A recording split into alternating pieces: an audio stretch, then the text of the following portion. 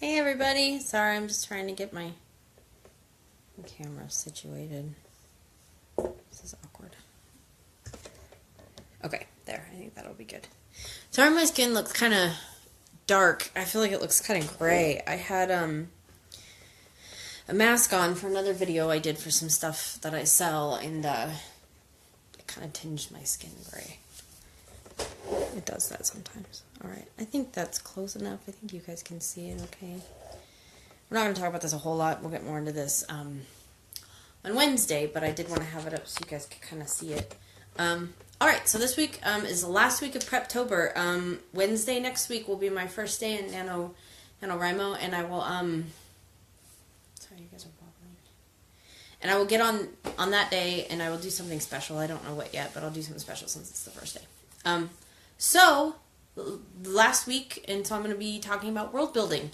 And like I kind of briefly touched on in my last video, but I stopped myself before I got kind of crazy and out of control. World building is not a strong suit of mine. This is really the first thing that I've ever written that really required real world building from me. Usually my stuff is set fairly modern time and in our world, and so world building isn't something you have to elaborate too much on. You have to work on like locations and scenes and that kind of stuff, but you don't need to work on creating whole worlds. So this one really requires that because it is a fantasy that's set not here, which I'm sure you guys have realized by now in my talking about the characters and where they're from and that kind of stuff. So world building is very new to me, but hopefully I will be able to do a semi-good job explaining what I've learned and what I've found worked for me in my process of world building. So first I'm going to show you this. This is my notebook that I've been that I started out with and that I've been kind of keeping track of a lot of my world building stuff. This is going to be backwards. That's why I drew it up here, but this is a very poor representation of what I have here, so yeah, I wanted to make sure I showed you this. This is the original map that I got. So imagine this, but in reverse, and you'll see how it's kind of like that. Obviously, I'm not good at drawing. So this is more accurate representations of like sizes of places and that kind of stuff. This is just more so I can talk about it and you guys will get a feel for it. Obviously, like the yellow one is not the right size. It's like really tiny up here, but it's supposed to be like the same size as the blue one. But again, not a great artist. So this is more what it's supposed to look like. We aren't going to talk too much about these two places here this week. We're going to focus mostly on this because that's primarily where the story is taking place. So this is kind of my world building notes. Obviously you've got a map, and I used some very old school classic fantasy map developing things, which is basically where you crumple something up or use dice and you throw it on a piece of paper and then you have your map. And the way I did this was I crumpled up a bunch of little pieces of paper, threw them onto the paper, traced around them, and where there was a gap, that's where the lake is, and where, like the big enough lake to be on the map. And where there were more of the papers than there were in other places, that's where the mountain range is. And actually, I think I extended the mountain range. I think the mountain range was mostly here, and I extended it up to up here.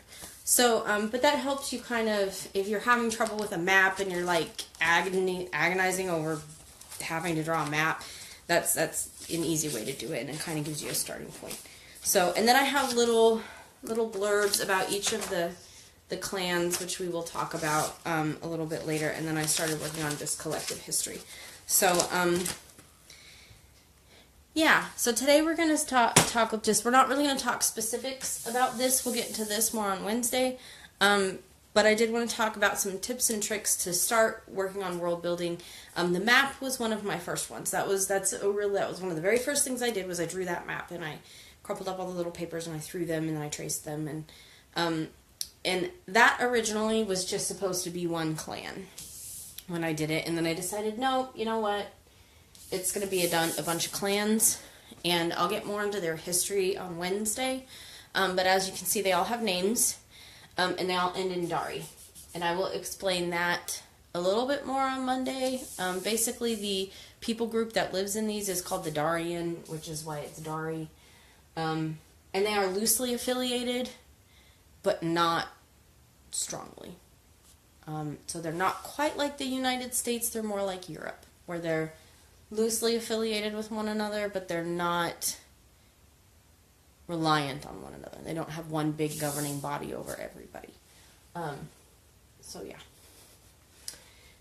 So like I said, we're not really going to talk a whole lot about that tonight. The other thing that I found that really helped was once I decided how many clans I wanted to have, and I determined that from starting and building their collective history as one people group, I figured out how many clans there were going to be. And then from there, I went on into define each clan's, like what they're like. And what their culture is like that's different from the other clans, or what their culture is like that's similar. And while I was doing that, I was also looking at the topography of where they lived, and what that looked like. So, okay, for example, when I was going through, this one here is where the story takes place. This is Rothdari, which I kind of talked about a little bit when I was talking about Naresh. And so this one and this one are very similar. And I will talk about that more on Wednesday. But they are similar. So their cultures are very similar. Their topography, like the way their climate, that's what I want. Climate and like the type of land it is very similar. Whereas if you go to this one up here, it's very, very different. Because they've been separated for so long that they don't have a lot that's the same anymore. And one of the ways that I found that was helpful and that I read about online and I thought made a lot of sense, I'm going to pass the advice on to you, is when you are having trouble coming up with ideas for culture and ideas for what the climate and stuff are going to look like, think about what we have here. Think of cultures that we have here that are vastly different from one another. And you can pull from different cultures. You can base it all on one culture. Obviously, you can't just pick a culture. Like, you can't just say, okay, this one's going to be like the Chinese, and that's it. And they are Chinese. Like, that's not, you can't do that. You do have to do some of your own world building, some of your own creation, but you can start with that as a foundation, and it gives you somewhere to grow from. So, like this one here, this one's very rainforesty, very wet, because it's below these mountains here. And they're very Incan inspired. They're not deeply Incan, but like, see, again, and then this is going to get more into the back history of these clans and that kind of stuff. They're heavily Incan. These ones are more Pacific Islander. And this is, and I'll talk about that again more on Monday, and why they're different, and why they're so much different from these ones over here. Because that is in part of the history of them as a whole people group that I just haven't gotten to yet. And it probably, honestly, none of this, and none of that history that I'll be talking about on Wednesday will be in this novel. But this is all background stuff that I'm putting together because I'm hoping that eventually there will be more than one novel in the series, and that it will become a series, in which case these and more of the background history of the people will come into play. But it's important to know, even if you don't think it's going to go in your story, this is all stuff that's important to know because it helps to give the world life and give it feel and give it, just makes it feel more real, and it pulls readers in. And part of basing the very base foundation of these cultures and stuff that you're building on cultures that exist is it becomes relatable.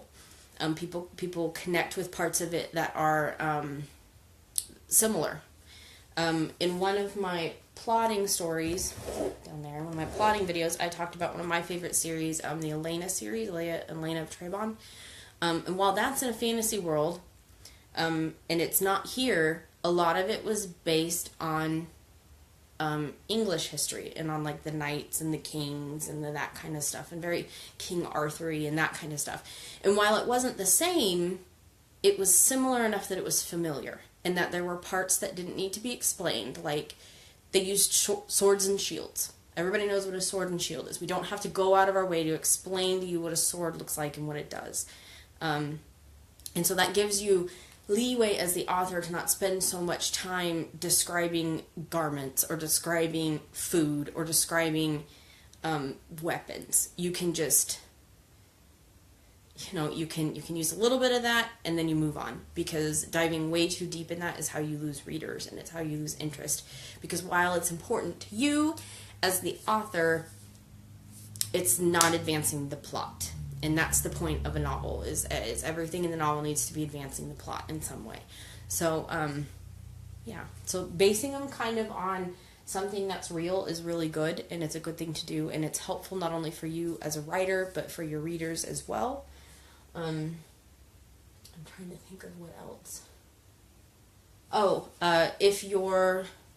Okay, say that this right here represents the whole timeline. I know it's not very long, but I'm trying to fit my hands on the screen.